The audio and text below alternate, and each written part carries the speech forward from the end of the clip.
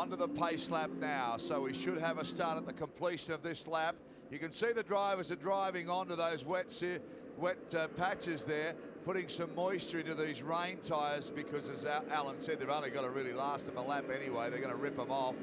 But there'll be chaos in the pits. The crews have already had lots of practice this afternoon, but they're going to get a big workout. You'll find too that the car, you can see Gary Brabham going through it, the cars on the left-hand side of the track, that is the right-hand side of our screen, are going through there to try and get rid of the rain, because they'll be the ones that probably have to go on that piece of the circuit when it does come. So if they get rid of a bit of water, it'll help them at the start of the race. As we predicted, this circuit is built on a very sandy area, as is the whole or the entire Gold Coast. So it rains very quickly here, and there is no hint of rain left now. It's blue skies all over us, but unfortunately we've lost now 2¼ hours, but almost ready to go, so that this start will be absolutely electrifying.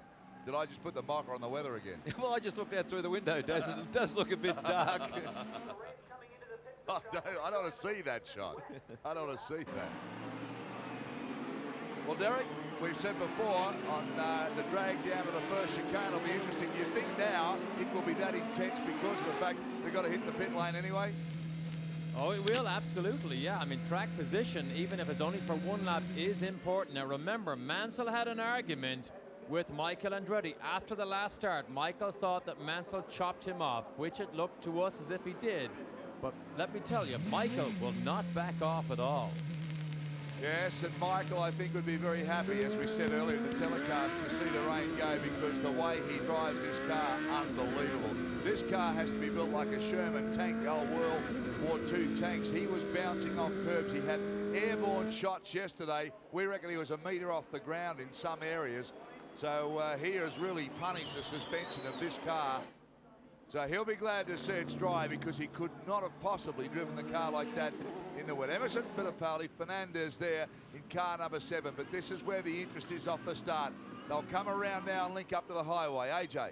Yeah, it's incredible, isn't it? We listened to Barry talk to Emerson before about changing visors, and I'm sure a lot of them that had dark visors on now probably would put clear visors on, and they're coming straight into the sun now. There is sunshine at fairly low rates, so they'll be driving into the sun, so it's just a nightmare for them. All right, Australia, buckle up. We're going to New Zealand. Nice to have the Kiwis aboard for this telecast too. Hang on, we've got a problem here. What's happened here, Mansell? No, Michael is just trying to lay the law down here. He is way, way ahead of Mansell as they line up to take the to come onto the starter stand here. So Nigel's got to get himself in a better position than that. Nigel's playing games with him. Nigel is playing games with Michael, because remember, the pole sitter is the man that dictates the pace and the speed. Yeah, Nigel's hanging back. Look, Michael won't quite know what's going on. The next minute, Nigel will tramp it. But he's definitely hanging back. Mind games being played here between Nigel Mansell and Michael Andretti. Look at this as they crawl down pace lap. Revs go up, racing. Mansell gets a start now. Here's the drag to the first chicane. Mansell just streaks away. He won the game. Comes down to the first chicane. Little bit of water through there. Everybody gets through clearly though, and everyone's okay. A bit of bumping on the bud. Wiser car. Michael Andretti right up behind Nigel Mansell then, and then Emerson Fittipaldi. You can remember last year the big crash. Chaos. Oh, don't tell me. Bozell again. Oh no. Davey.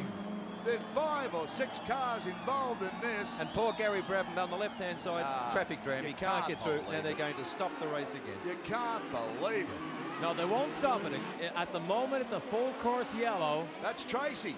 Tracy's in the wall. We saw Matt Schuster's off the road. Davy Jones is in the wall. One of the Pac West cars, which will be Dominic Dobson, is in the wall. Chaos on lap 1. Well, can you believe this? We've lost so many. Michael Andretti, he's there. There's Mansell. And we see little Alonso Jr. is there in behind Fittipaldi. So Mansell now, he's tramping it, but it's Michael Andretti.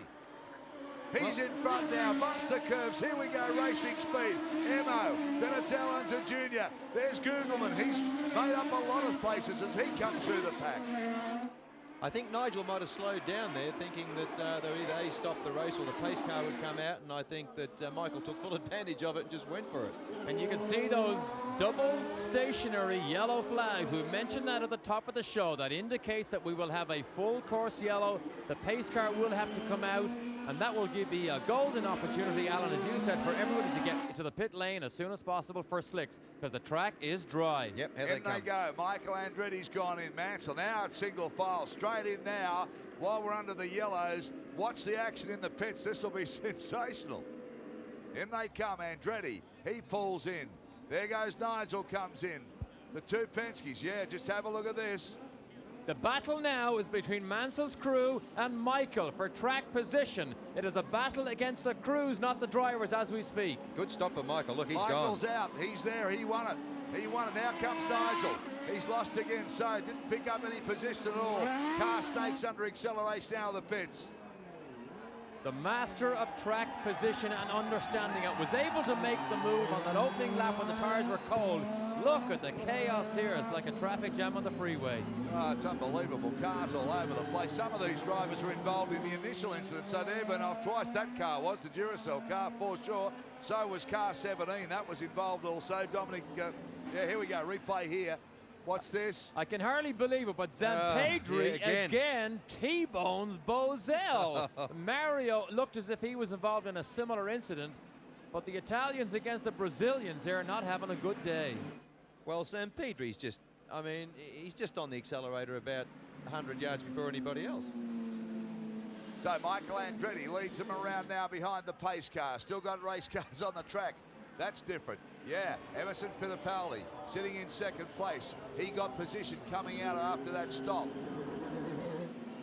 Back in third place is Nigel Mansell. That's Tracy into the tyre wall there.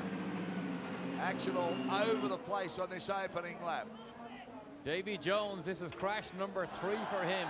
He crashed on the opening day, Friday. He destroyed a brand new car of AJ Foyt's stable on Saturday, and this was one of his other backup cars. As Paul Tracy, we didn't see what happened to Paul Tracy. Maybe he got muscled out and got offline, but he stalled the engine, and that's why he's got to sit there and wait for a tow truck. Yeah, rules say must stay with the car. Unless there's a fire or a problem, you must stay with the car. Look at him shaking his head. He's just so frustrated.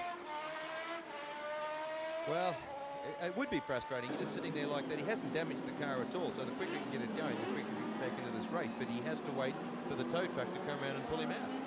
So as we see now, the car's trying to keep some heat in the tyres because, you know, obviously the later the afternoon goes, then the cooler the air is, and the tyres just take that much longer to get warm. Brabham did not pit and is out with the lead cars at the moment. We'll take a break, come back and sort this mess out.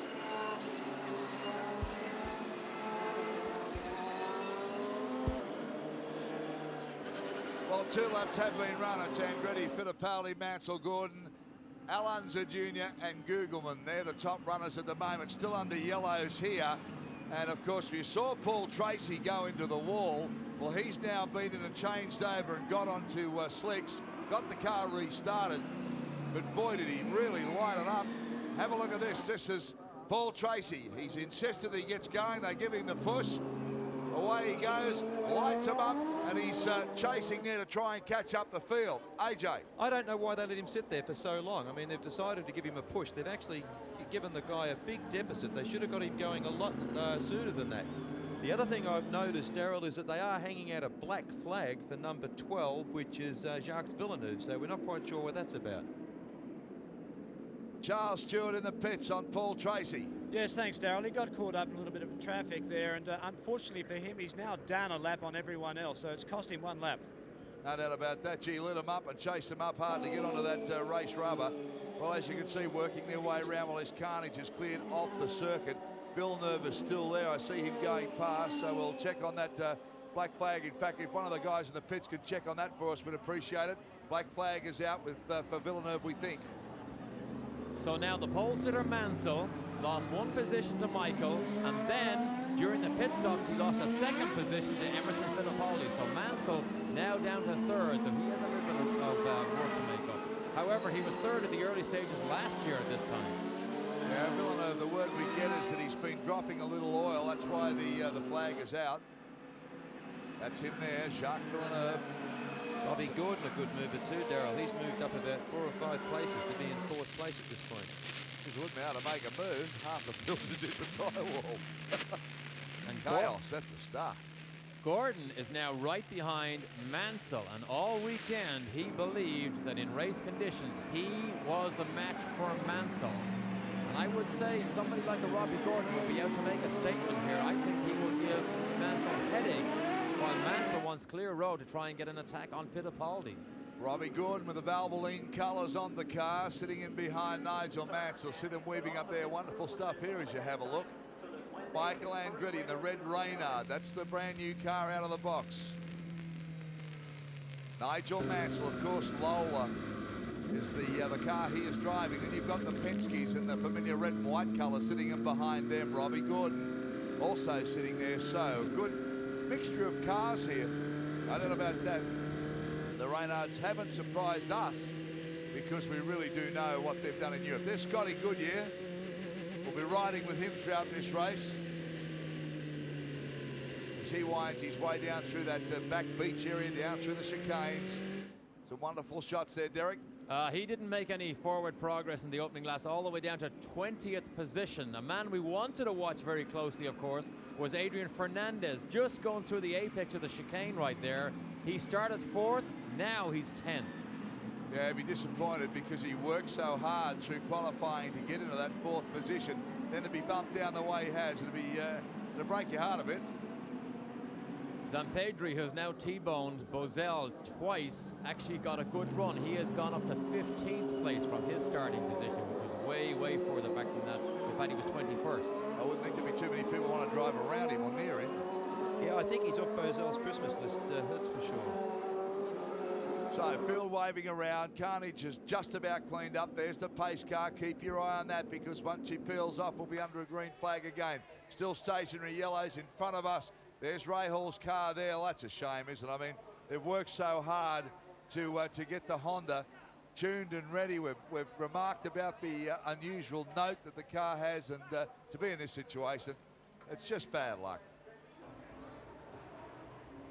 Boycel's car. Maybe we need some cranes here. The big crane thrown over the wall, grabbed the car and just loft it away. Villeneuve in the pits. Yeah, they're all over the back of his car looking at something, and I don't quite know what it was. Now he's stalled it going out of the pits. It may have been the oil, AJ, because we were told that the black flag was because he was throwing some oil out. Derek? If they see any oil, they will black flag you. So they've obviously had a look at that car, deemed it to be fine to resume racing, and away he goes again. He hasn't lost a lap though, but he is at the tail end now of the traffic jam. A very, very exciting young talent, Jacques Villeneuve, the son of Gilles Villeneuve, legendary Ferrari driver. So quite amazing too. Young Jacques doesn't like to be associated with his father's name. He said, I'm here to make my own name. And AJ, you made comment about that. It surprised me at the time. Well, as I said before, I think that his father was an excellent, aggressive, fast driver that's immortalised himself in Europe driving the Ferraris, and I think that I'd be honoured and pleased to be his son, and I think after he's won a couple of kart races he can become Jacques Villeneuve then. Okay, as we make our way up with Nigel Mansell along the back front, the back straight there to the beach, we'll take a break, hopefully come back, and we'll be racing.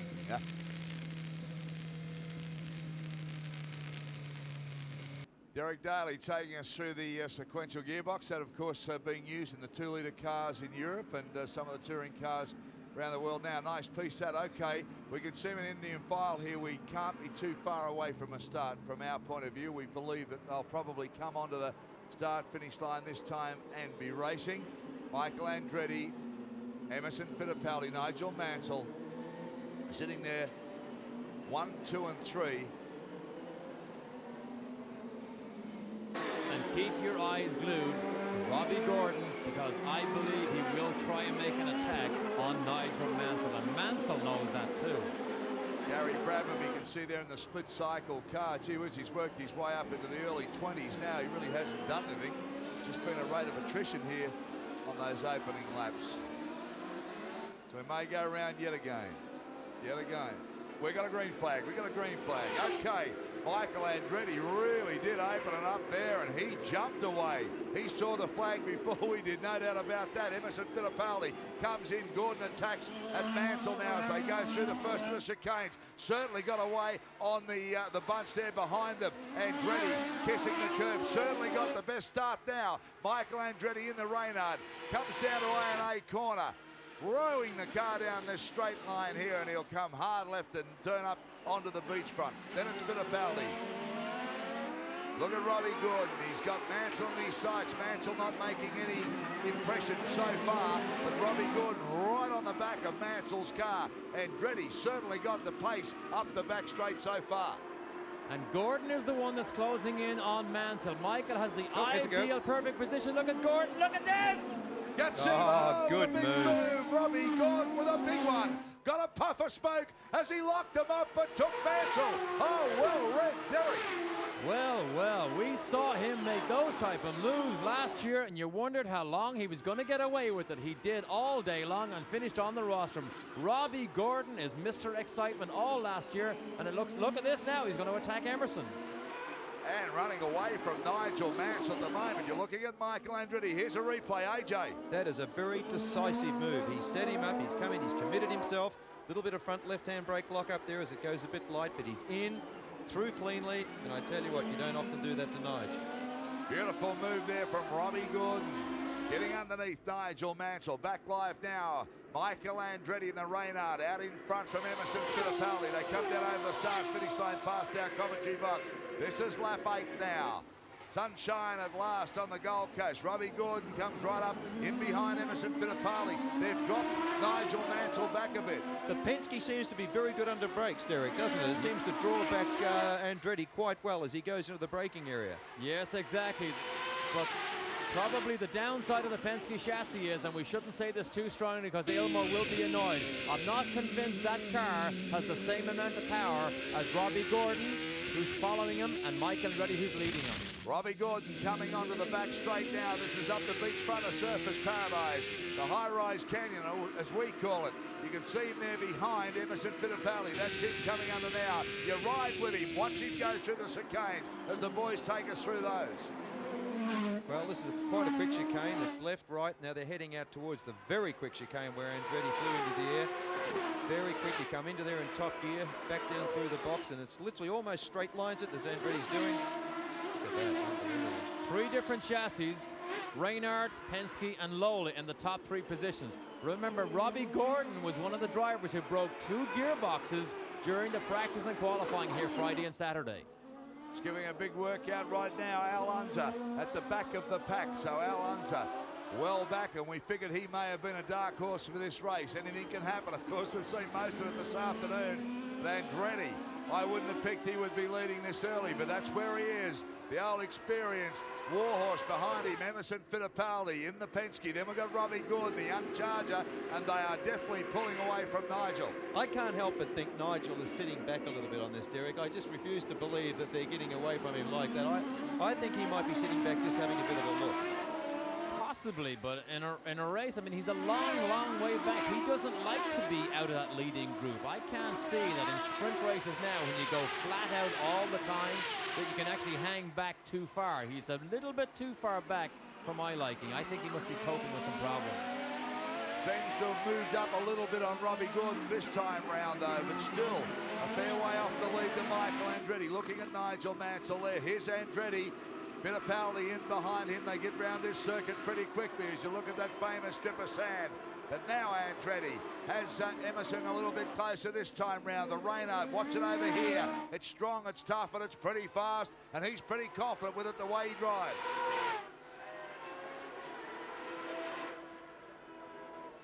He has said this is the strongest racing car he has ever built. He has not had a mechanical problem. He has tried to break the car many times with his antics. He confidently says it's the strongest racing car he's ever driven.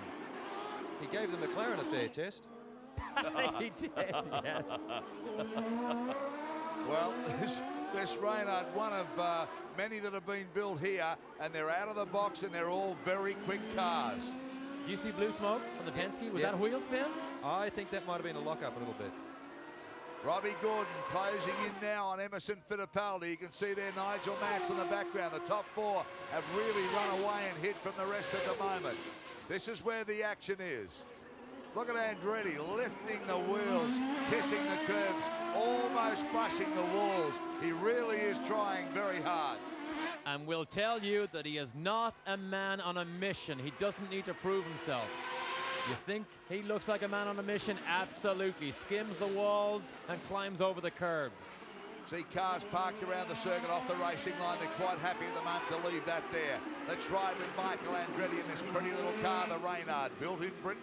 They have dominated Formula 3 and Formula 3000, and for the first time were beaten for a pole when they've launched a new car and a new series. Mansell did that yesterday when he took pole in the Lola, and Michael Andretti had to contend with second place. But he's driven like this ever since he got here. Well, he's the quickest man on the circuit at the moment. He's up to about half a second quicker than anybody else. Second quickest is Nigel. Nigel Mansell closing on Robbie Gordon slightly. Look at him through here. Fantastic stuff. Just throws the car through the chicane. The funny thing is, Alan, when he hits the curb, he seems to have a very good balance. I mean, it doesn't upset the car. He's already got the weight off that inside wheel, and he blasts through. It's almost like wave jumping. Mario Andretti now, the father, of course, of Michael, up to 8th on the grid from 19th. That's where he started. He's worked his way to 8th spot. So Mario in his final drive in Australia, turning it on for the fans. Derek, you say that, you know, he's hitting the curves and he's almost doing it, but I tell you, at the end of the day, it is still a racing car, and I don't believe you can do that for 2 hours without bending or weakening something. I agree, and I understand exactly what you're saying. Robbie Gordon said in an interview yesterday, the fastest cars in Australia were Mansell and him when he drove over the curbs and happened to get away with it all through last year, and they did get away with it. Well, he's got away with it all weekend. He was airborne yesterday. AJ, can you believe the attitudes this car had on yesterday with a truck out on the track? There's a lock up on the right there. That truck might have just taken his concentration a little bit. He might have gone in a couple of feet deeper than normal. He's locked up that front left. But certainly there yesterday, the antics of this of Michael in this car through the chicanes were unbelievable. He was literally just throwing it from one curb to the next. The still picture that was taken went around the world yesterday of Michael 3 feet off the ground. It was in all the national newspapers here in Australia. I'm sure lots of you saw that. Not only was it here, though, around the world and all over Europe, everywhere. That is, of course, around the world. That picture featured also. Wasn't a bad capture, though, was it? You know, Andretti launches Indy on the Gold Coast. Well, I tell you what, he's building up a good lead now. He is comfortably driving away. So Andretti now on the streets of the Gold Coast, fired up. We'll take a break, come back shortly.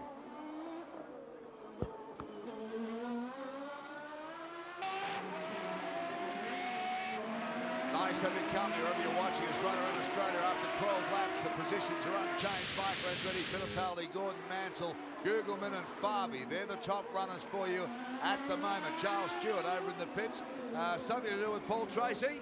That's right, Darryl. Well, Paul Tracy's been in the wars. He's been back in the pits. Here's part of his front wing. They've had to take it off the car and replace it.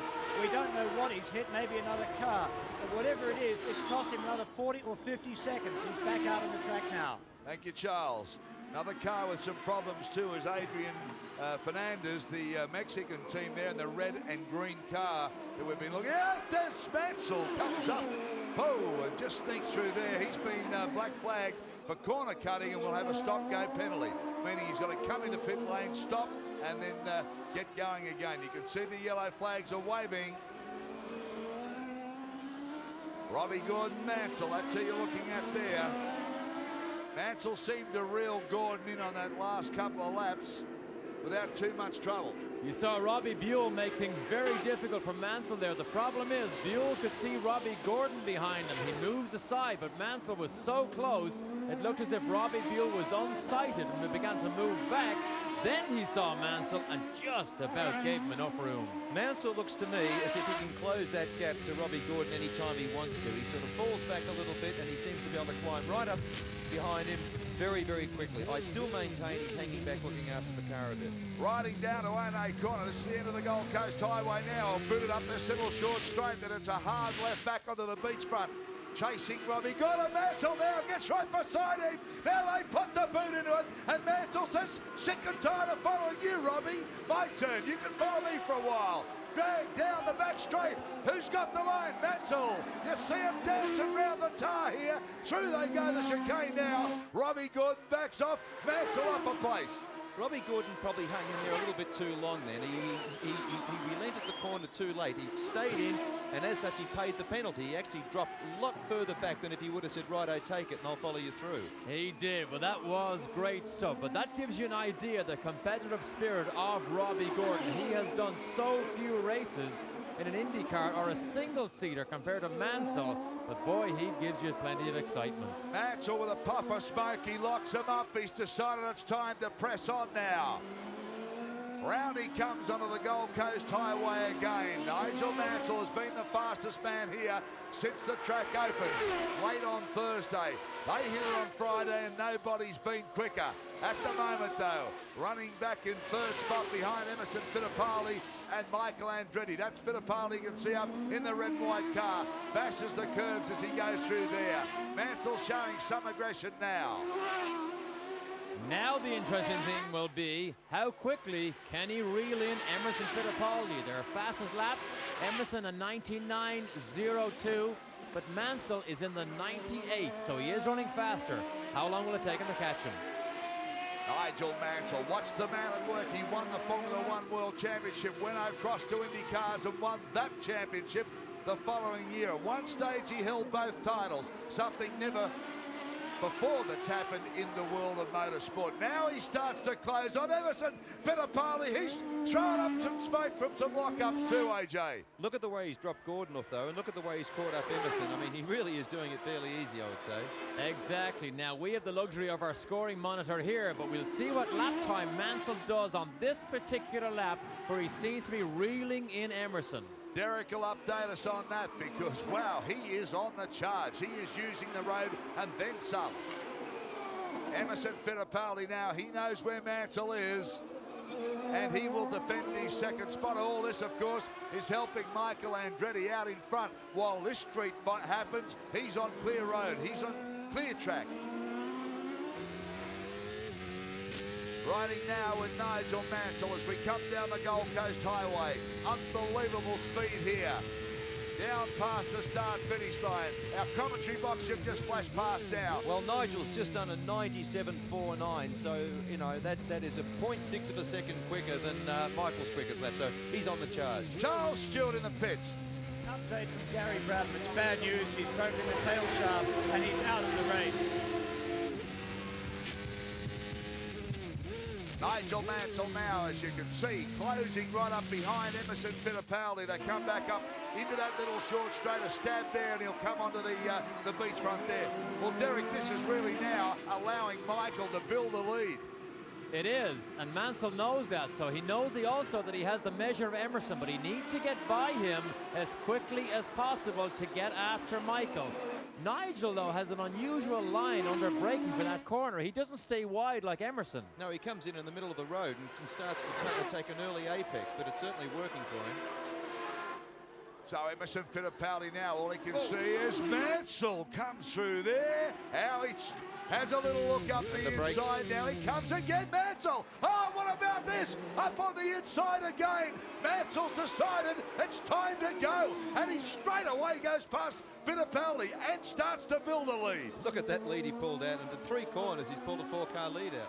We saw him do that last year. He lined up for the chicane and crashed over the top of the curb and exited the chicane with a head of steam on about 4 or 5 miles an hour faster than Fittipaldi. Pulled out and he was gone. Now the chase, he's after Michael. The master now, he knew that Michael was getting away. They tell him through the helmet phones that Michael Andretti is building a lead, so he had to get past Emerson Fittipaldi. Done that with ease under brakes. Now the chase is on. It's Lola chasing the rain out. Here's the move. This is exactly the same place he passed Emerson last year where he locked up that wheel, but of course he did a lot cleaner this time. And you notice that Emerson knew the corner was already gone. He didn't do what Gordon did earlier and fought for the piece of road that he wasn't going to get anyway. Moved over and saved himself a little bit of precious time. And the pole went back into fourth spot. Look at the area that he's built up between he and Fittipaldi already. Wow, is he moving now? They be saying close up on Michael Andretti. Don't let him get too far ahead of you in that little red Reynard. This is the Lola, the 94 version. There's the Reynard. Ruth the chicane just throwing it around, and he would know now that Mansell's on the charge behind him. Lifting wheels, using all the track. 7 seconds behind. And that will take, at the moment, Mansell looks as if he can lap. Oh, we have a big one here. Somebody into the wall and some fire there in the rear of the car. Robbie Gordon. Oh, no. After that really good start and those aggressive laps, he's out over the fence. Now, you're supposed to stay with the car, but they've obviously said there's fire, get out. Well, I tell you what, this helps Nigel too now, because when the course car comes out, that saves that long haul up to the back of the gearbox of Andretti, because of course you'll go there automatically with the course car. Yeah, Robbie Gordon, what a shame, because he really was impressive early on. Let's have a look down here. Big hit on the wall. Oh. Big hit on the wall, and there's the flame. That's the reason he got out of the car. Well, you would, wouldn't you? Now, he did that in practice earlier on Friday and got away with it. Went all the way down the road backwards and didn't hit anything. But it finally caught up with him. Well, back with, gee whiz, I can't believe the action we've seen here today. This is the point of view shot. This is Robbie Gordon's point of view shot. Yeah, it looks like he's got the back left-hand wheel over that curbing, and it's flicked the car sideways and he's lost it. That's about a $200,000 hit right there. Talking about high drama, we've had everything happen here this afternoon. Michael Andretti now back on the favourite part of the circuit. He loves this area of the track. He reckons he can make up quite a bit of time. We must tell you too that if you remember, that area of the track was a lot tighter last year. They've opened it up as he screams past the back markers here. They've opened it up, and also the A&A corner at the bottom of the Gold Coast Highway. The wall's been moved back so the drivers can actually see through that corner. And that was a very, very good move by the circuit layout designers here to allow the driver to actually see through. But unfortunately, what it does do, it makes them braver. They don't think they're going to hit the wall. When they see the grass, they can go over the top of it just like this if you make a mistake. Jacques Villeneuve, what am I saying? Gilles Villeneuve, his son, of course. You're not the first one this weekend to call him Gilles. Wrong. It's very embarrassing as you go up and say, can I have an interview, Gilles? He just gives you a filthy look. You can't blame him for that. But he's back on track, and he's one of the real young chargers. Gee whiz, he impressed everybody in practice with his aggression. I think everybody was put out of rhythm with all of the things that happened. Here, replay time. He tries to get down inside Mark Smith, gets it done, but has too much of a head of steam and can't quite make the chicane. Gee, corrected nicely though to get it back on track quickly, didn't he? AJ, you said his car control's superb. It is, it's fabulous. Derek, I'm surprised that they haven't got the pace car out for Robbie Gordon.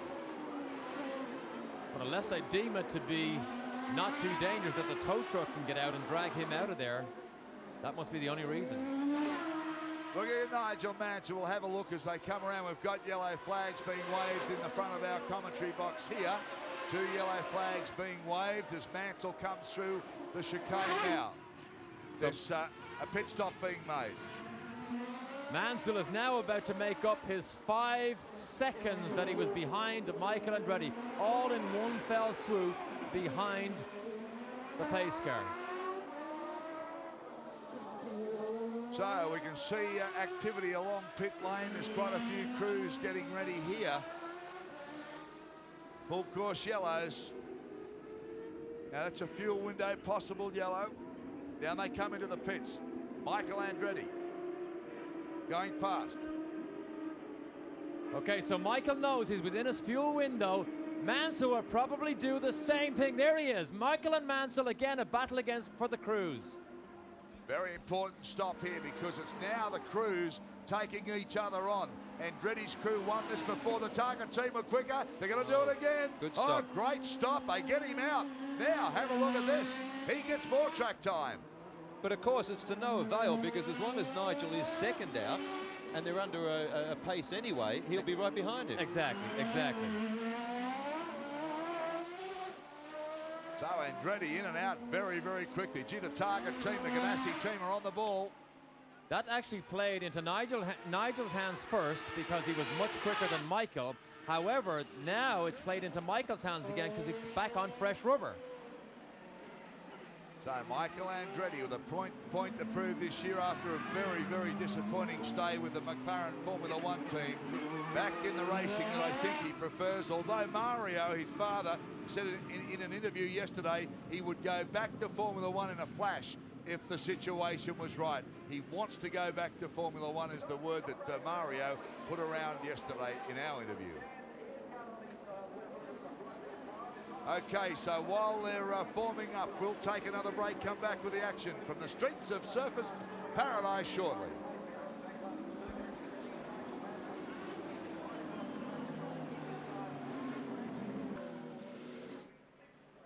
Welcome back. Here you go. Mark Smith going in with a big one. Also, Alessandro Zempedri there. Well, I'm sort of half pleased he's out of the race because he can't hit anyone else. And Mark Smith has had a lot of damage there. Look at Zempedri's car. Well, I think really Zempedri was probably in the clear there to a certain degree. Smith just came in way too quick, locked up his front, hit the wall and came back and took old Zempedri with him. Here's a look. That's Smith. He locks up the right front. Now he's in trouble. He's lost his steering. Bangs into the wall. But why did Zempedri follow him in there? Is there oil down there? He hasn't had a crash for 5 minutes. Yeah, but I mean, is there oil down there or water? Well, I think what happened with Smith too, that was total inexperience. If he would have taken his foot off the brake, he would have got his steering back. He stayed on the brakes. He had his front wheels totally locked up. He lost his steering completely and just understeered into that fence. If he would have released the brake, he would have got his steering back. He's sure he would have gone over the kitty litter, but he wouldn't have hit that wall, I don't believe. Okay, after 20 laps, it's Michael Andretti from Nigel Mansell, Emerson Fittipaldi, Theo Farley. Willie T. Ribbs is up in the points, and Michael Groff. All right, you can see him warming up behind the pace car again. Boy, oh boy, we had some action here. Zempedri, I mean, he's a car fixer's delight, isn't he? I tell you what, Carl Haas has obviously got him on commission, I reckon, if he's in a Lola. That's Robbie Groff's car that we see get hoisted away there. Now, hopefully they can get Zempedri's car out of there pretty quickly. But Matt Schuster is now at the head of the pack. Not leading the race, obviously. Matt Schuster right there. He needs to get out of the way and let Michael get on with this race. Mansell, of course, hopes that Michael gets held up. Barry Sheen, pit side.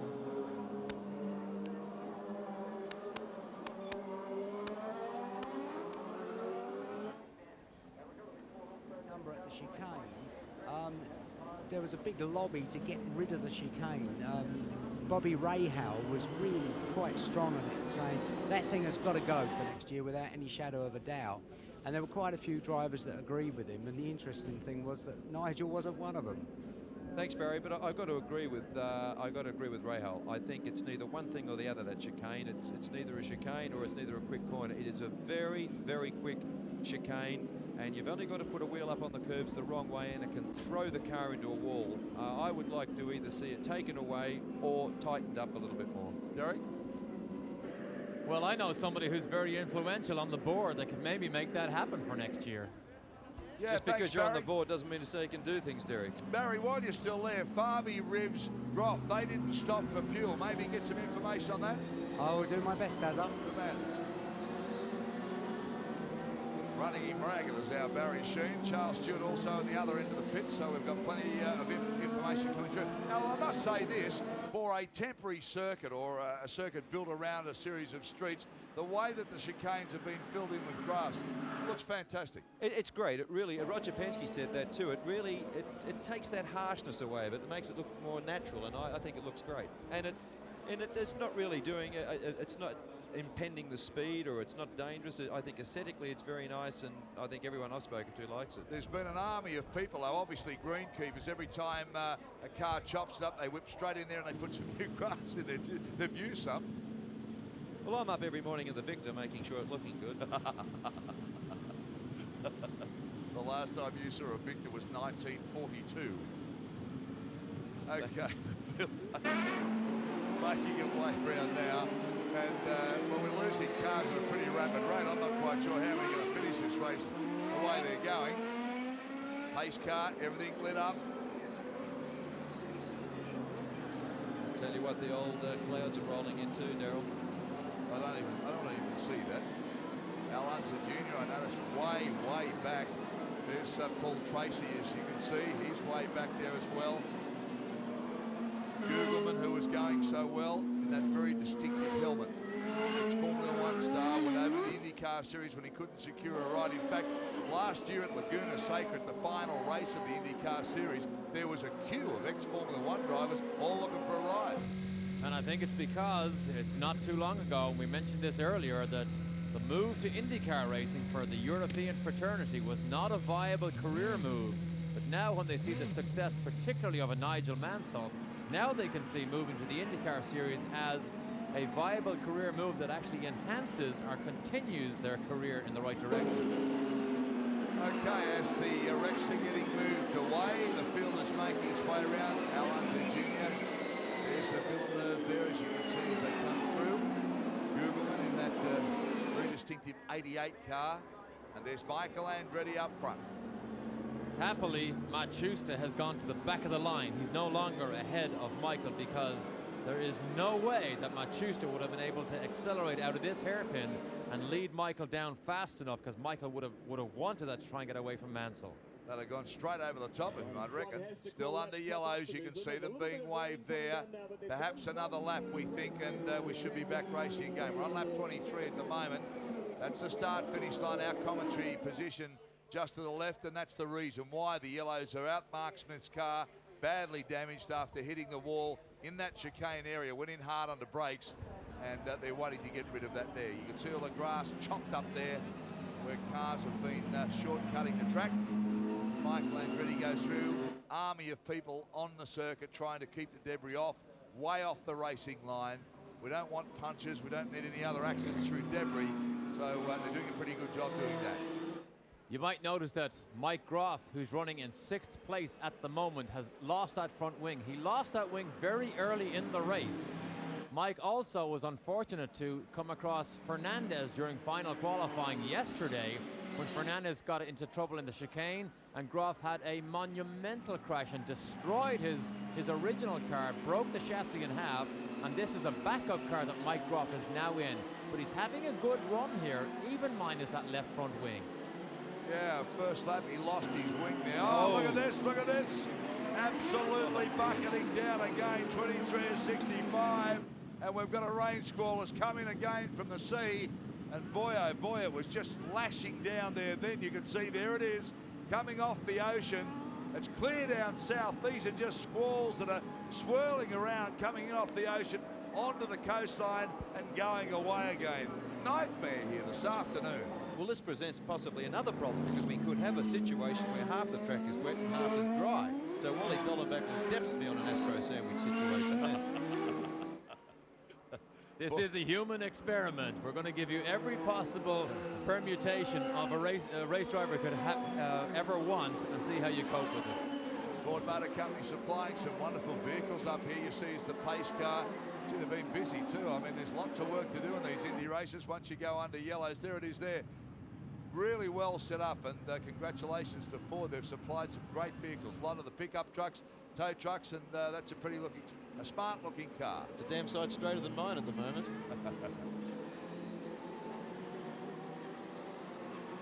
AJ will live with that moment for a while when he crossed the wall. Fernandez going around there in that distinctive red and green car. That's Michael Andretti. There's Mansell. There's Gio Farby going past us there. And this rain seems to have eased at the moment. Gee, it lashed in quick though, guys, didn't it? I have never seen rain arrive so fast and disappear so fast as you have here on the Gold Coast. Like little leprechauns, they just get up and run. We normally like it an evening to save watering. Okay, we'll take a break. Should be back shortly. That car's just about to come off the circuit. Take a break, come back, stay with us. Lots more actions to come. We'll guarantee that.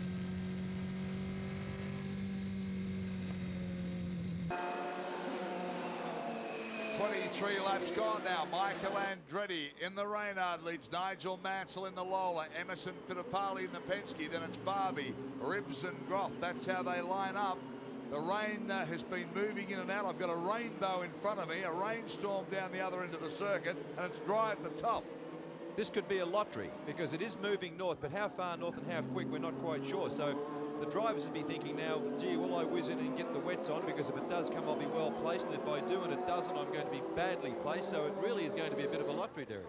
Well, the sun's out here, and I mean, you can see a few spots there on the lens, but it's pretty good there. The track's dry. Other end is absolutely wet and melting down. Okay, as you can see there, the retirement so far, Bosell, Rail, Lion Deck are all gone. One finger up have we got, one to go. One more to go, is that right? Yeah, there's a one finger up sign. One more to go. Or was he pointing to the heavens? I'm not quite sure. Yeah. Now, look at this. Look now, off the top of the circuit, we're in sunshine and we're dry. Look at this, it's absolutely buckling down, and they are really only at the other end of the highway. I think it's a matter of time, though, Daryl. It is coming north. I think it's only a matter of minutes before the whole circuit's going to get it. Undoubtedly, but gee, it's dangerous at the moment. And some of the people further back down the pack, like Tracy and Alonso Jr., have elected to go right now to the pit lane. They hope it buckets down immediately. Well, that's a good move, isn't it? They've Very got good nothing to move. lose and everything to gain, because they'll come back onto the train of that pace car. If they withdraw the pace car and it does come down, they're very well placed to take advantage of it.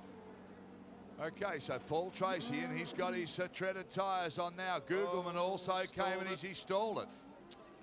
Paul is having a bad weekend. We saw him towed in time and time again with electrical problems. He spins off on the first lap, then he breaks the front wing, and now he stalls it here. He shouldn't have got out of bed this morning. Yeah, he certainly had it all go wrong. Okay, he finally gets underway on his race rubber. As I said, Googleman came in. Who else did we see, guys? Well, both Penske cars are in. We didn't see Al Jr., but he has been in. He was, in fact, the first one to lead the train down the pit lane here. But see what I mean about a lottery? If that rain now does go, you've got cars out there with wets that are going to be good for about 4 or 5 laps maximum. Then they'll have to make another pit stop. Mario Andretti sitting there in car 6. Living legend, a treasure to motorsport. Was done it all. Sebring, he's won. Daytona, he's won. The Indianapolis 500, he's won. Formula 1. The Indianapolis 500, the PPG Championship, he's won it all. He's driven dirt cars, stock cars, sports cars. He's driven them. Everything, if it's got wheels and a steering wheel, he will run it on the dirt, on the road. And it's the last time that you'll see him here in Australia. Final year for Mario Andretti. Has won in every decade since he's been racing. Every decade, including the 90s. Remember his win at Phoenix last year? I mean, a lot of people would like to see him win again before he disappears. Look at Michael, wipes his visor with the back of his glove, but it is going to go green this time because the pace car lights are out. The pace car is going to get off the racetrack. See the tear off from the visor there, getting flicked back. Oh. They have layer after layer. There's a few games going on between these two. To say this next lap is going to be interesting will be an understatement. Honestly, there's been some mind games going on. Nigel played the game before, and now Michael's playing with him. Look at Nigel, right up, look. Yeah. On slicks, remember, both these cars on slicks. Nige! Mansell's gone! Well, I just mentioned the slicks and he's gone. He put the power down and went That's a green. around. And we've got a green flag. Can you believe that? Well, He tried to pull a fast one on Michael. He put too much power, got it sideways, and now he's got to sit there, and the whole field is going to go by before Mansell will get back underway. Look at the lead Michael's got. Michael tippy-toeing around on slicks. Look at it. Can't get any traction here. It's like driving on ice.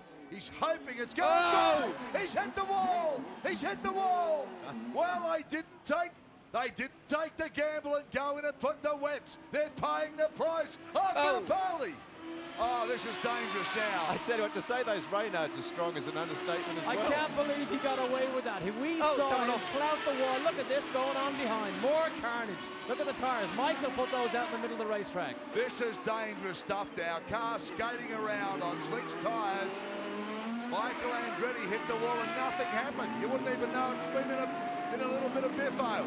As they come around now, they're skating around. Carnage here on the streets of the Gold Coast. I can't believe this afternoon. Look at Mario down the outside of Teo Fabi. Mario is suddenly up into the top 3. Oh, hey, great move. Mario comes around and just squeezes into. another one. Bunched up again, another one Rough. gone.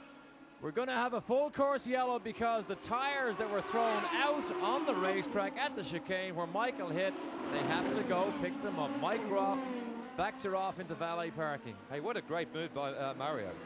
Tremendous move. That's the best thing he's done all weekend. Plenty of experience from Mario. He decided the time was to move, just took the outside line. And well, what do you say? I'm not sure. Look at Nigel, arms waving, he's get the damn thing out of here. I tell you what, it was never going to be a boring lap though, was it? No, it was all on one. They've played games twice, and I think Michael's won both on both occasions. Well, Matt, I mean, we can hear now, Mansell obviously stalled it. I mean, if he'd kept the engine going, he could have just dropped the clutch. He is furious. Yeah, he really Look, is. trying to get Here people it is to get again. him Here it is underway. again. He sees Michael getting a bit of a break on him there, and it just gives it the wally a little bit too early. Doesn't bother coming off because he thinks if he comes off, he's going to lose more to Michael. Keeps it in and pays the price. Well, of course, everybody else dived in and got their wet weathers, or most of the field did anyway. These guys elected to stay out, and that was the end result. But what about when Michael hit the wall? I mean, you wouldn't even know. There wasn't even a chip off the paint. It's unbelievable. Having said that, I honestly believe they did the right thing by staying on the dries. I believe that if there's no more rain comes through, look at this, look. Now, just watch the impact against the wall. He actually, bang! I mean, that is a heavy impact. The back left-hand wheel to me looks like it's a little askew, but obviously. But those tyres, of course, are there to do that, to absorb the energy of the accident. But gee, they're strong car, this. I tell you what, he's tested it to the limit in every part of the circuit and every part of the chassis and body. Tell you what, you wouldn't want to be banging wheels with him. You'd come off second best. So Emerson Fittipaldi with Mario sitting there. Here's Emerson, there's Mario. Sunshine out again. This is the craziest day I've seen in Australia. This is a mad day. Here's the nudge, giving it the welly. Whoop, whoop. There he goes. You know, he's got the engine revving there, Derek. Exactly. So when he tried to spin it back around again, watch this. He's still got it running. The whole field has to go by now, so he loses every position. Then he makes an even bigger mistake. There you go. That's it. Oh dear. There's the one that's even bigger. That's the costly mistake right there. Stall it. You can see him saying, give me a push, push, push, push. The Ford pace car back out. Michael Andretti out there behind it. Then it's Emerson Fittipaldi. Then Mario Andretti. He's come like from nowhere into third place with a very, very clever move.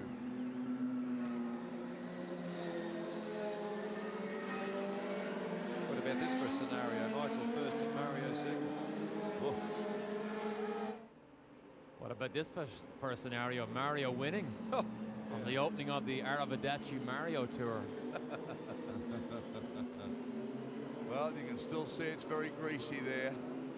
Right around the sun is back out again. Sorry, Derek. See, Mansell, he's at the back of the pack. There he is, second last man, third last man. Oh, Fernandez is off. Fernandez has now gone off and he's come around.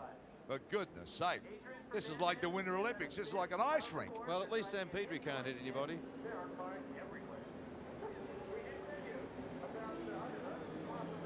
Round they come. Hopefully they can get Fernandez back and running. I wasn't sure if the car was damaged. It looked like he just 360'd it around. Villeneuve out wide. You can see him jockeying in that very distinctive pale blue and white. Still yellow flags, as you can see, as they come down past the start-finish line and underneath our commentary position. Here we are back with the Fernandez car, so it's got to be towed off as well. Boy, oh boy, the tow truck drivers, they've been busy today. Wally Dollenbach will have to go into intensive care after this race. I'll have to go into intensive care. We'll all be there. Hunter Jr., Al, little Al. Obviously some mechanical Gremlin afflicting Al again. This is Mario's tremendous move down outside of Emerson Fittipaldi and outside Teo Fabi into the chicane. Just a superb move by Mario. And a brave move. I mean, it would have been so easy for him to have hooked up his back left onto Emerson's front right. He was most taken by it when he spun in second. So we're back live now with a pace car. Plenty of whistling, cheering going on here. The fans want to see some more racing action. And the field now, well, it's getting smaller by the lap. And you can see this is just crazy. Here's the sun out and the track is dry. On the other end of the circuit, breezy and wet. A nightmare for drivers. Darryl, if we do have another downpour, Tracy and the guys that come in to put the wets on are going to be unbelievably well placed. If we don't, they're history. Yeah, the gamble. That's the punch you take, AJ. Well, down the back of the field, I think they did the right thing. Scott Sharp, you saw on car 71. Now here's Andretti's point of view as he hits the wall. What's the impact? There it is. Pretty sharp. Michael Andretti cannot believe his luck that having had such an impact that there's 4 wheels and a rear wing still left on that car, and he never even lost the lead. Tyres doing a good job there, taking most of the energy out of that smack on the wall. You can see the hand coming out of the pace car, holding them back. Through they come. Wonderful shot there as you see the wings and on the front and the back and the nose cones and all of the coloured helmets. Wonderful pictures. That's how close we are to the strip of sand here on Surfers Paradise Beach. Looking down at Burley Heads where it's been dark all day and sending out rain. Finally it's clear, but see, we're back on the wet part of the circuit again. A dry line very quickly emerging. There's very wide tyres. They do disperse the water very quickly. Back to the dry end of the track where the sun's out. Mansell is in 15th place. A lot of work to do. Remember, they just stopped for fuel 3 or 4 laps ago under yellow, so he's got a long way to go before he can claw himself back up to that leading group again. Nigel Mansell coming through the pack should be something to see, no doubt about that. Michael Andretti, though, Emerson Fittipaldi, his father Mario Andretti sitting in 3rd place. Now we see a car going to the pits. Now there's another one and another one. There's 4 or 5 going in. This field streams by, but it's pretty busy back pit lane. They've decided it's time to go back on the dries. I tell you what, these guys don't want overtime in the pits. There's the dry tyres, on come the slicks. They can afford to do this while the pace car's out because they're really not losing all that. They're only losing sort of several places. But of course, the big gamble now is if they go back out. I suppose Nigel's been in, he might have flex spotted the tyre or something, but if they do go back out and it starts to rain, they really haven't lost it because they're only in the same boat as everybody else that's still out there. Sure. And the further back you are in the pack, of course, the less the gamble is. So Nigel Mansell now maybe damaged some tyres when he had that spin. He also took on some fuel, we're told from the pits with Barry. How the face of a race can change when you throw in some difficult conditions like that, but somebody who's taking full advantage of all the incidents happening around him is Stefan Johansson. He has clawed his way up to 5th place as we stand right now. One of the few cars, or one of the few drivers using last year's machinery, last year's Penske. Nigel, look at the gaggle of cars in front of him as they hit the back straight. Now we really should get some race action. I can have a look in front of me here and the green flag is in the starter's hand. So we'll have some racing when they come around from this part of the circuit back onto the main straight. There's a hat, is it? Something caught on the wing there of Johansson's car. Yeah, it is a hat. It is a hat. I'm glad the guy's head isn't in it. So Johansson wearing a hat on the sunny part of the circuit. That's him there in the very distinctive red and blue car, the car that Derek Daly was just talking about. He has worked himself into a fairly good position through all this mayhem. Somebody's tit for tax riding around the streets of Surfers Paradise. And you can see already, as Alan said, that dry line starting to emerge. The track's drying pretty quickly. But again, we saw how easy it is to lose when Nigel Mansell just put the power on too early. green flag. I'm watching the starter in front of me. He has the flag in his hand. Nothing happening yet. Michael Andretti coming around. What's going to happen? You don't have to be at the green flag before you accelerate. That's why we see Michael start his acceleration off the last corner right here. As soon as he gets the apex, he is gone. See you later, he says. This should be it. So Andretti puts the power down. Pace car has moved over. We're back racing again. Okay, Michael Andretti again. Geez, driving with a lot of common sense today. He really is thinking about it. He certainly is. He's fantastic on these starts, but I can't recall Emerson getting past Mario. Well, yeah, well, he can't do it under yellows, can he? You're right, unless it was deemed that it was a yellow flag pass. If that's the situation, they will radio to Mario, and if he rectifies the situation, he doesn't have a stop-and-go penalty. That is the only thing I can think of. That's what's happened. They've read that as that he passed under yellow, and he's had to bump himself back to the place that he gained in that. Okay, so it's Michael Andretti, Emerson Fittipaldi, Mario Andretti now in third place. Up they come the back straight again. Andretti's car's got amazing acceleration because, gee whiz, if he gets half a car, he certainly makes it up. Emerson closes up under brakes. Watching through here, spectacular. Mario there. Through they pour. Johansson in that red and blue car has made up a lot of ground. Jimmy Bass has come very good through the field too. I was just about to say that all the Reynards are there. Look at Villeneuve in a Reynard. He's there, currently running in 6th place. So you have 3 Reynards in the top 6. 2 Lolas and a Penske. Reynard are the world's biggest builders of racing cars, and he just touched the wet part of the circuit and really got a bit tail happy and a bit snappy there. Michael Andretti wants to build on the lead now. Through onto the Gold Coast Highway again. The Ganassi Target team out in front, and Mario closes right up on Emerson Fittipaldi.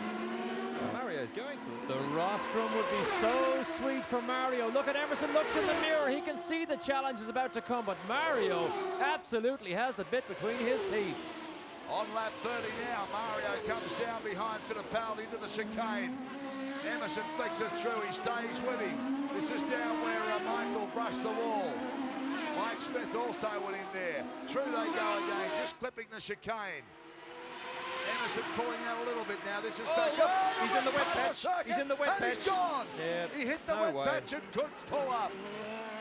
Well, Nigel Mansell backed it into the wall and stalled it. I can't believe he stalled it again. Nigel Mansell, he's backed it up, stalled the engine yet again. Now he's got to let the field go through for another time. But he's pulled off the dry line onto a wet line to outbrake a guy. I mean, that was never going to be on. Virtually impossible. Then he stalls it, spins it around. This is a total day of frustration. He has totally lost his rhythm now. When you're riding aboard him, have a look at this. I mean, he's just lost the plot completely, Nigel Mansell, and you never ever see that. He's normally very cool. Here it is, point of view. Off the dry, into the wet, and he just loses it. Down inside Gugelman, and he just wasn't able to stop it, but that was bad enough. Now, look at this. Listen. Stalled. He almost hit the wall when he actually did that 360 or that 180. Oh, dear. Right. We're seeing more mistakes made by some very, very professional race drivers today. Back started again. So he's now at the rear of the field yet again. But this man's doing it all right on the streets of Surfers Paradise. Stay with us, Australia. I'm sure there's a lot more action to come.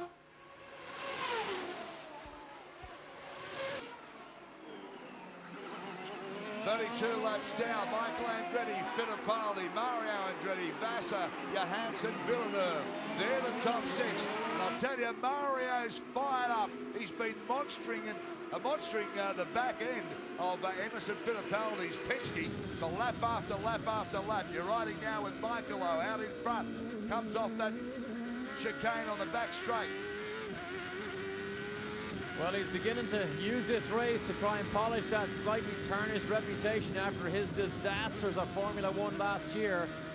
I mean, he has grabbed this race by the scruff of the neck, and he is trying to win it no matter what things are thrown in his way. But his dad trying to attack Emerson is tremendous value today. Coming in through the traffic, this is Scott Goodyear. Oh, big lose from Goodyear. Got caught out on the damp part of the circuit again. And I tell you what, they've been so lucky, these fellows, to get into this situation and not get whacked by the wall. He's backed it down the escape road. That was more luck than good judgment. And similar thing to Mansell. Came off the dry line, locked up the rear brakes on the wet, and that was it. Looped it and he's gone. Emerson Fittipaldi now has Mario back on him again, and Mario takes the short way through. Loses a little bit of time there. Traffic up in front though. So Emerson Fittipaldi, every time he looked back, all he could see was Mario in the mirrors. He's lost a bit of ground, but he'll fight it back. He's in a good mood. It's the last time we'll see Mario, the great man, race in Australia. So it's quite a minute. You're watching history. AJ has been a great campaigner in every aspect. You know, he's won in 12 different categories. Yeah, he's been an enormously successful racing driver right throughout the world, and I mean, and also a great ambassador for the sport too. Oh, tell you what, Emerson's actually making some ground on Michael. Looking at the lap times of the last lap they completed, Emerson and Mario ran a second a lap quicker than Michael. Now that could have been a mistake, which was costly.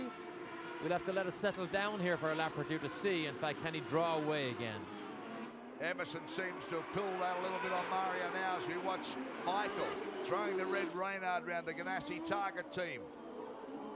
Using all the circuit, he's got a clear run in front of him. He really has driven with a lot of intelligence. He's been sensational on the starts.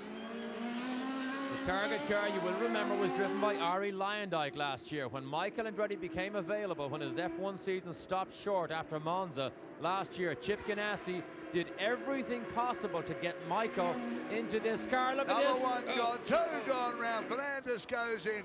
Also car 24, that's Willie T. Ribbs. So Fernandez and Ribbs, they go out in the chicane yet again. Unfortunately, that was Fernandez. It wasn't his fault. He spun because trying to avoid Willie T. Ribbs, but there wasn't that heavy contact. Willie T. loses it. Now watch Fernandez. Nothing he can do except spin. I don't think there's too much damage there. I don't quite see why Willie T. Ribbs is clapping his hands. At least Fernandez kept his engine running. Yeah, he's going on the grass, kid. There's not much traction there for him, but he's done a great job. Got it back on again. Fernandez, gee whiz, he's shown some spirit, hasn't he? There's Willie T. He's quite a story, Willie T. Ribbs, isn't he? Oh, he really is. One of the most colourful people that you can see in racing. Michael Douglas, excuse the pun, but it was meant. Michael Douglas has actually bought the film rights to his life story. So I'm sure he hopes that Willie can carry some of that colour all the way through to some victories. And knowing Willie, he'll be wanting to star in it as well. Bill Cosby, of course, the very famous comedian, as Andretti goes down underneath Fernandez, is the big financer. He's the big backer of Willie T. Ribbs. He's put a lot of his own money into that team to keep Willie on the circuit. Not successful this time round. So Fernandez now gets to be the meat in the sandwich from the aggressors. That's Michael. There's Emo. Here comes Mario. Down over the start line finish. We're going to lap 36, 30 to go. Sort of halfway there and running out of light, but I think we'll be right.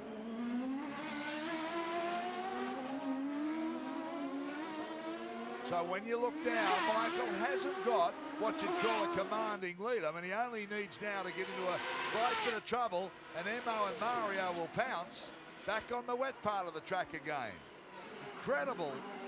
Very difficult for these fellows to read the road surface.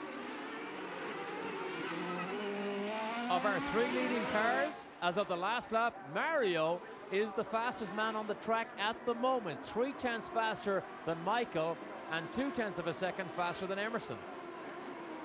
Mario Andretti right on the charge.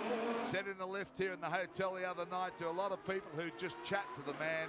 He said, I'd love to have another win this year if I could just have one more win in my career. He said, I've got 16 events to do it in. Who knows? Could be possible today. Running in third at the moment and running strong.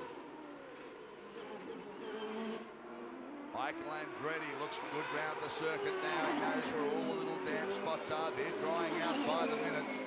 We don't think there's going to be any more rain, but we've said that about 350 times today, and it keeps blowing back in. There's Mario, and that's Emerson Fittipaldi that he's chasing. Back onto the Gold Coast Highway they come again. They've just broken away from everyone else. Michael did over 3,000 miles testing in this Reynard during winter testing, which is more miles than he did all of last year, including testing and racing. The engine, he has one of the trick Ford engines. They rev to 13,500 revs, which is about 500 more than the regular customer Ford engine. So he has all the tricks. He seems to be using a lot more of the road, Derek. He's actually climbing those curbs a little bit more than what he has previously, but that would suggest he's probably getting a little bit worried about the fact that Emerson's closing a bit. And didn't we see that in the early run? He ran away, and then Mansell began to close it in when Michael began to slow down there. The Penske's strong point last year was as the race went on, the Penske car seemed to get stronger and stronger. Well, fellas, you've had a good look at this car now. Oh, and Fernandez again coming back over the area, joining the track, and another one off. If you had a quick eye there, you would have seen Fernandez, in fact, had a flat right rear tire. That might have been one of the reasons why he skipped across that chicane. Could be. Getting back to the Reynard, you've had a good look at that now. I mean, we know they make good cars, but we didn't think they'd be this strong, this competitive, this fast first up. And Ganassi, who financed the first batch of these cars into America, gee whiz, he's in a good position. He really is. I think the coup for Reynard was when they hired Bruce Ashmore away from Lola. Bruce Ashmore was largely responsible for a lot of the design and the success of the Lola IndyCars over the last 5 years. Villeneuve has gone in, and that was Johansson that punted him off. Villeneuve off the circuit. Oh, what a shame. He's been a great star this weekend. He's won a lot of friends in Australia, and he just got punted. And I'm sure it was Johansson that came together with him. Well, the youngster, he would be really dark about that. He really has thought about his racing in this race, and he got himself into a great position. And that's the first time we've seen a Reynard break anything this weekend. But I think it was finally the concrete wall that got him. Look at this. Gets squeezed. I think that was Stefan's fault, you know. I think he just came over and squeezed him into the wall. I'll tell you what, Jacques had a good look as he was sliding down the road. He turned around to see who it was. Oh, that's bad luck, isn't it? Because she's been driving well. At this stage, it doesn't matter whose fault it was. Villeneuve's in the wall. There's the right rear tire that we saw going flat on Fernandez earlier on. But I mentioned about Villeneuve. He's in the wall, and Johansson gets away with it. Look at this as Fernandez brings it round. He qualified fourth. So excited. He said, I'm racing in Australia. I'm fourth spot on the grid. I just want to do well. And he's had plenty of bad luck. Got taken off, and that might have been the reason, or that might have been the result, probably, of when he hit Willie T. Ribs. Graphic shot of the driver bringing a crippled car back. Look at the rim digging into the bitumen there. The tire's just about off. They'll just whip it off though. He'll be back on the circuit. Okay, we'll take a break while they get him patched up. Can anything else happen up here at Surfers? I mean, it was all happening in front. He's watching them dance around, and all of a sudden he's on the picks himself. Plenty of tyres would have been bruised a little bit in that encounter. So it's Teo Fabi now. There's Gugelman in the brightly coloured yellow and red helmet. Mansell in behind Fabi. He'll have a go in his second now. Tucks in behind the yellow car now as they come around. Gugelman. I'll be very surprised if there's not a vibration coming through those steering wheels, Derek, after that. Having locked up that many times, you're right. Fabi, that's car number 2 for him, because he was another one that had a big crash during qualifying here. We go back to a replay, but Fabi damaged his earlier car. Here it is, a squeeze job. Fabi moves to the inside to protect his turn-in line defensive driving. And unfortunately for Mike Groff, there was not enough room to go down between the wall and his car. Mansell, fantastic on the brakes, then the car control and just keep it right. Down through the chicanes again they go. Teo Fabi in the Reynard, holding on from the wall. Well, the Reynards have certainly made their mark early in the season. Anyone in America who didn't know the name knows it now. Well, Adrian knows now that he can go down at least 2 or 3 gauge sizes on the suspension parts, because it's way, way stronger than anything I've ever seen. Yeah, been like a stock car race here around these streets at Surfers Paradise today. Mansell can't gain anywhere on Barbie at the moment as they blast their way down the beach front again. Gugelman hanging on nice, sorry. Derek, that Ilmore didn't seem to be lacking any horsepower out of that left-hander in front of Nigel then. No, right, you're exactly right. We can watch it now coming down the front straight. That's where they get their highest speed, 195 miles an hour, almost 200 in qualifying. But this is where Mansell is usually fast. He gets a good slingshot off that chicane and tries to come down the inside. Locks him up and doesn't Nigel Mansell, the super Brit, just a puff of smoke and he's through. Geez, good through there, he's so brave. You see what Fabi did? He saw Mansell locked up. He actually turned to the right and gave him all the room he needed. He knew it wasn't a battle for position because Mansell was a lap down. Yeah, heady driving, and gee, Mansell's brave in that situation, isn't he? AJ's car control's just sensational. It certainly is, Derek. I mean, whatever you say about Nige, he's a fighter, he's a real racer, and he has got fantastic car control. And that is why he is one of the most popular drivers anywhere in the world, because he appeals to the man watching him. He is excitement on wheels every time. See it again. That's it, locks up the left front. Fabi sees what's going on, moves aside, lets him go on his way. But remember, Mansell is still one lap down to the 4 cars or the 5 cars ahead of him, which is Michael, Emerson, Mario, Vassar, and Stefan Johansson. Gotta tell you, there's a weird light here. You can almost see the reflection in Mansell's car there. The clouds have gone like an orangey colour. See that huey colour that's on the car? That's a really weird light. It must be very difficult for these guys at the speeds they're racing in this sort of light. You just saw the gap there. 5.5 seconds is the lead Michael has over Emerson. So Emerson cannot mount a strong charge, as we can see now. Mind you, he has his hands full with Mario. Our producers just told us sunset officially 17 minutes. So I tell you, it really is a strange light here. It must be very hard for these guys. Emerson Fittipaldi, though, always there, Emo, isn't he? I mean, he's just so experienced. He's such a great campaigner. But what you've got to remember, Darryl, is that this is the first race of the season. So a second here for Emerson, given that he's as consistent as he is. You know, I mean, what the points you gain here today could very well end up by winning you the championship at the end of the year. Yeah, well, Mario sitting in third. I mean, if he doesn't improve from there, he'd be pretty happy just to get on the podium. To give you an idea how consistency plays a big factor in racing, last year Mansell won the championship. If you had only finished 4th in every single race, you would have beaten him to the championship. Emerson Fittipaldi now. Mario Andretti lost none of the Tiger. He might have lost a yard or 2 in pace, but the determination is there the final year. And everyone in Australia that I've seen coming up to him in the lifts, in the foyers, shopping centres we've been through, he is just idolised out here. They love him, they know, they've watched him for so long, and this is the last time we'll see him in person, in action, here in Australia in a race car. He told me he doesn't want to retire completely. He will have the odd sports car race, but he said as a full pro, that's it. And one of the records he currently holds, which he enjoyed setting, he is currently the holder of the fastest ever closed course lap record around a super speedway, which he set in his low lap, 234 miles an hour average for the pole position at the Michigan Super Speedway last year. So Mario, the man we're talking about, and he just said, you know, I said, you've got to have some highlights.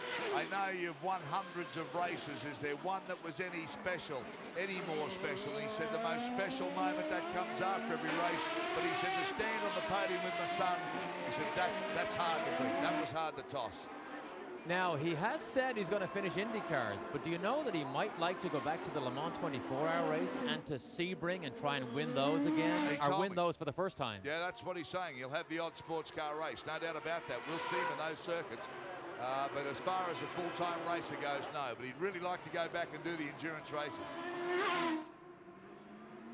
So he won't disappear completely. Into the pits. Johansson already in there as well. Frantic action. Johansson lights him up as he goes out. Nigel Mansell sitting there. Well, he's probably done the damage there under that lockup.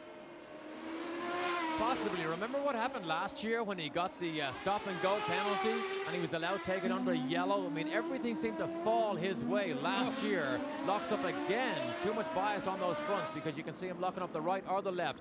But today, everything is going against him as Michael comes down the pit lane at 80 miles an hour, which is the speed limit. Looks so slow. We've seen a puff of smoke from Andretti under acceleration. Let's hope that he can hang on. Let's hope it's nothing serious and maybe just a little bit of oil hitting the pipes, throwing up a bit of smoke. Tyres are on now. Look at the unusual markings. They've really got to know which one's going on the right area of the car. Michael Andretti sits there, waiting. They've made some great stops. You can see now they say go, go, go, go, go, go, go, and he lights them up. Sensational stops and starts, and he locks them up also both sides. Of course, these tires are cold. There is no luxury of the electric tire warmers that you see very often in Formula One. You come out on cold tires, but your outlap on cold tires is often where you can pick up lots of time. Look at Groff. Groff getting aggressive. He's on warm tyres, of course. Michael's come straight out of the pits. Back with Emerson Fittipaldi now. Makes his way around the circuit. Mario, let's have a look if we can see that smoke from Mario's car. It might have been just a slight problem.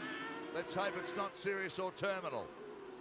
Fittipaldi sitting in second place at the moment. You can see the oil smeared all over the top of his helmet. He's in first place now, of course, because of the, well done, AJ, because of the pit stop. You're right, absolutely correct. Michael Andretti's now back in third because of that stop.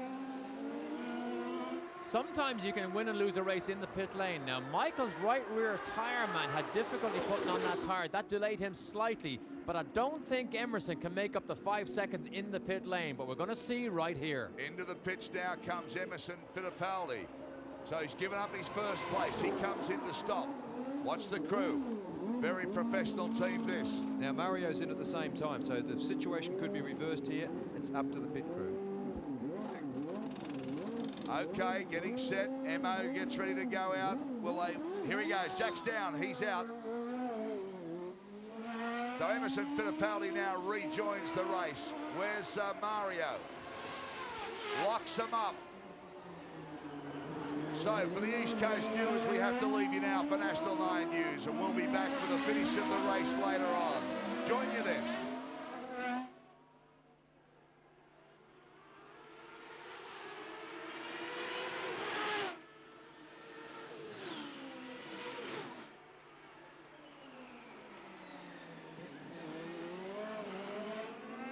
Emerson Fittipaldi now has Michael Andretti right behind him. Look at this, Derek. So he did pull it off. In fact, Michael was not able to get quick enough out in that outlap. But remember, Michael has warm tires now to Emerson's cold tires. Look at this. Michael Andretti says, I want to go back in front. Oh, and gets a bit of skin on him. But I tell you what comes so easy.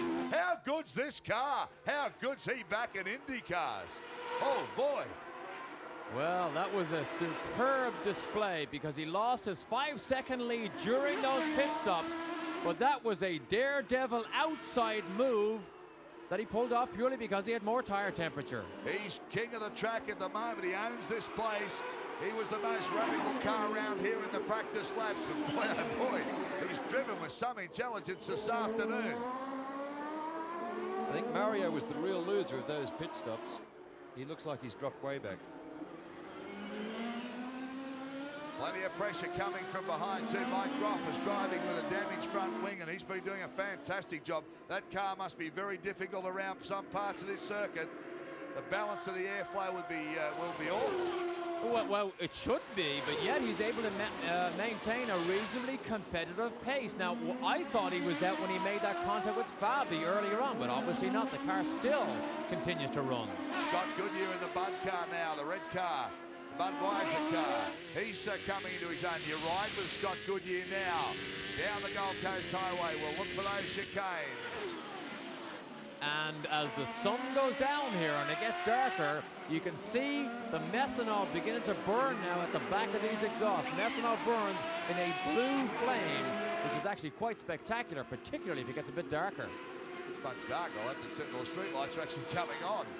And it's, as I said, a very unusual light. clouds had gone sort of orange now, getting into the sunset mode. Still over in the hinterland behind us, the sun is up, but it's an unusual light for racing cars, and I'm sure the vision of these guys would be quite strange. They wouldn't be used to this.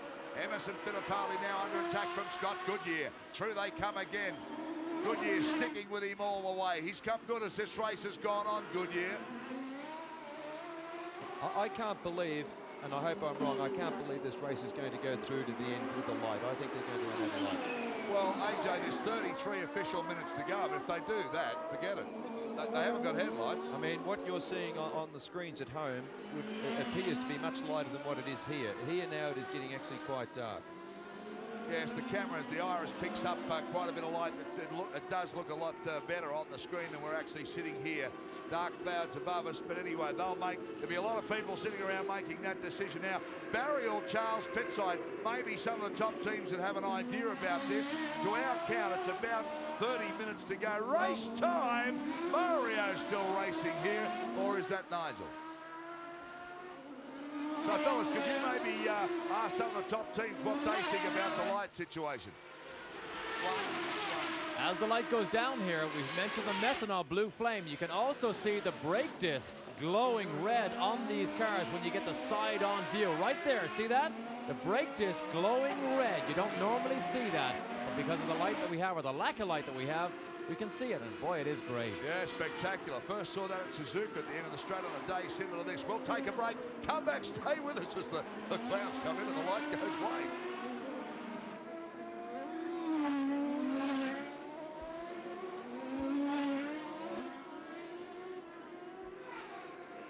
49 laps gone now, and the leaderboard changing all the time. Michael Andretti, that hasn't changed for a while. Emerson Fittipaldi, Mario Andretti, they're the top three. Jimmy Vasser, Stefan Johansson, and Mauricio Gugelmin. They're the top runners for you now. Now, Charles Stewart has been prowling the pits, talking to the team owners about this light that's rapidly disappearing. Charles.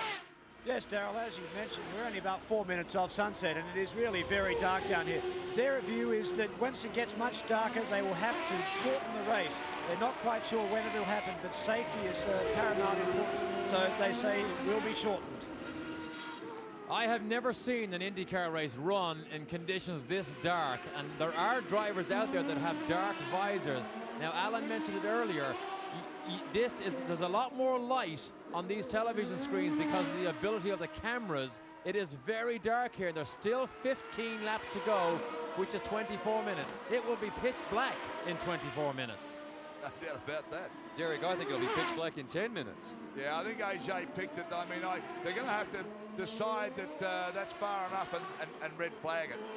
I mean, they just can't drive in the dark, and as you're saying, what you're looking at here is not even relative to what we're looking at in the commentary box. Just by the fact you can see the blue flame, just by the fact you can see those disc brakes glowing, that light you see over the distance is way over in the hinterland. That's probably 15, 20 mile away from here. There's the shots. You can see the street lights and car lights are on. Because our cameras are making it look a lot brighter, you can see yourself that the normal cars on the Gold Coast Highway have their lights on and the street lights on. There's the shot. There's the shot. Light up high in the sky, but dark down low. You can bet that Chip Ganassi is currently on to the kart organizers to flag this race, because obviously his man is #1 right now. Well, you can even see the light on the Reynard dashboard there shining brightly. I mean, that was something we couldn't see a few laps ago. AJ, you seen anything like this before?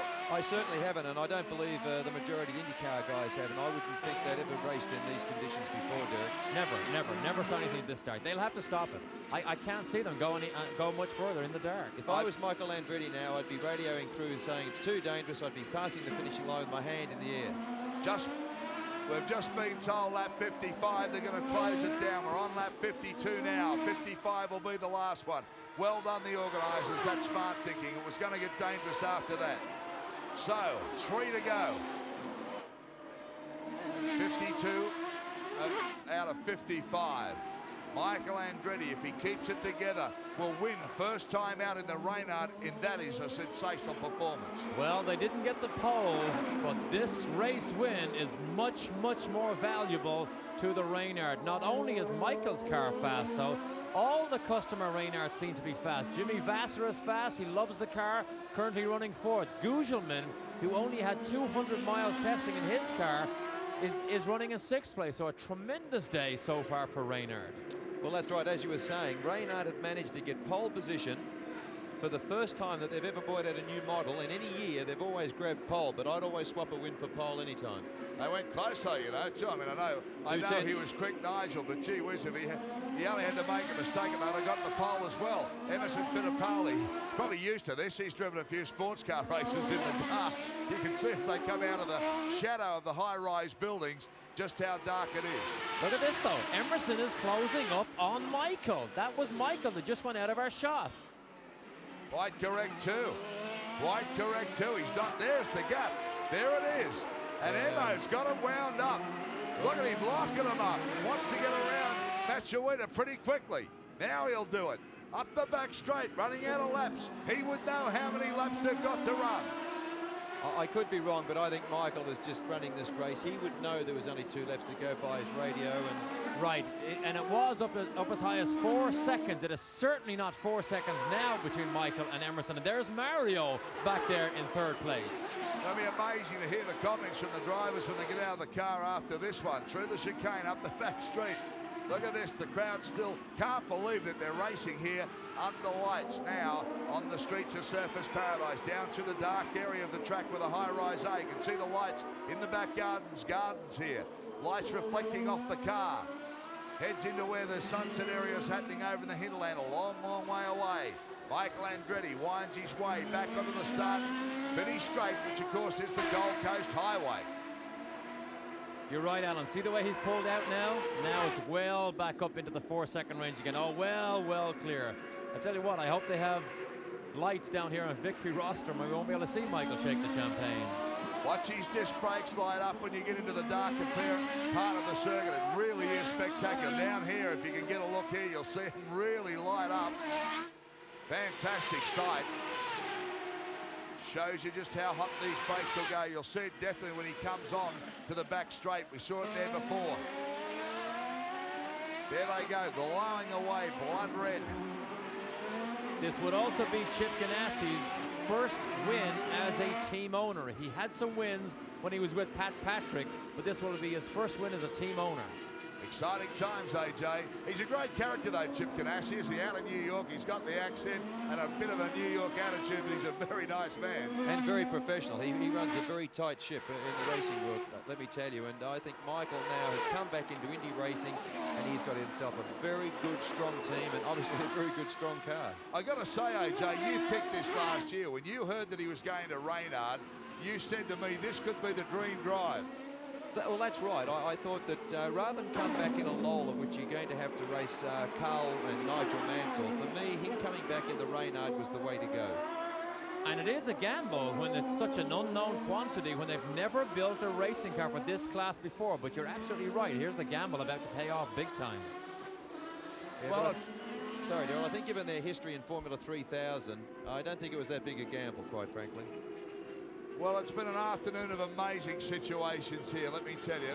Remember, Malcolm Osler, the designer of this car, he hails from Australia. Good old Aussie boy. Good old Aussie boy. Tio Fabi now under attack from Andretti. Last lap on the final lap now. They've decided to call it quits at lap 55. Look how dark it is down here. This is unbelievable. Look how close Emerson is. This is also unbelievable. Yeah, Emerson Fittipaldi because Fabi's holding Andretti up. Michael trying to get past. Now he slips through. This is the final lap. So now Emerson Fittipaldi has got to get past Tio Fabi. Up he goes behind him. Unbelievable stuff now. Emerson saying, get out of the way, let me through, let me have a shot at him. Up they come the back straight. Emo should get him here. Lines him up in the slipstream, now takes him, but he's running out of track. There's only a few corners left. Watch for desperate braking here from Emerson Fittipaldi. What a setup, what an afternoon, and what a finish. It's not over yet. I mean, we do believe Michael has this firmly in control and in his grasp, but I am shocked to see Emerson so close at this late stage. Michael Andretti in the red Reynard. The Penske sits behind him with Emerson Fittipaldi. He's won here before. He'd love to win again. Penske's, we thought, were down on power, but they've shown plenty of hoochie-coochie this afternoon. Round they come again, onto the back straight shortly.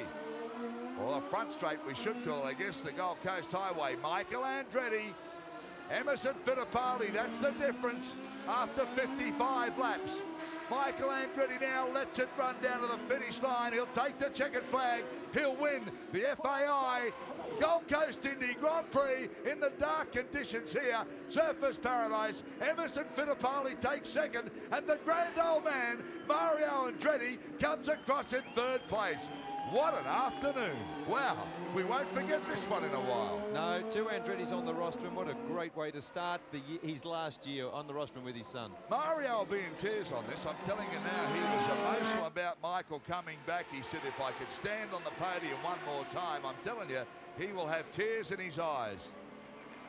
Well, well, if you could write a script about coming back from a disaster and try and put yourself into the winning car in your very first race back, you think it was a fairy tale. But Michael, think of what he got away with this afternoon. All the curves that he hit, the wall that he hit, the tires he dragged out onto the racetrack, and all the wet, dry conditions. I mean, you can hardly believe that he would win in a brand new car. You know, we featured a story here in this afternoon's telecast on Mario Andretti having his final link for the season. The last line of that story was, could anyone have written a script that, could anyone have written a script that would put Michael and his father Mario on the podium? And I tell you what, the script's been written. Fantastic. Look how dark it is. You can hardly see the flagman stand from our commentary box here. Just look how dark that sky is. All right, stay with us. Unusual afternoon, of course, the presentations to come. Recapping Michael Andretti, Emerson Fittipaldi, Mario Andretti, Jimmy Vasser, Stefan Johansson, and Mauricio Gugelmin. That's how they finished. We'll come back with the emotional side of this afternoon, if there's one left. Barry, they're on us. Watch the car. Watch the car.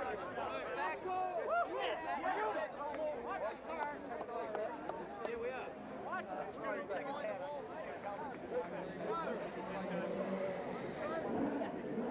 Yes.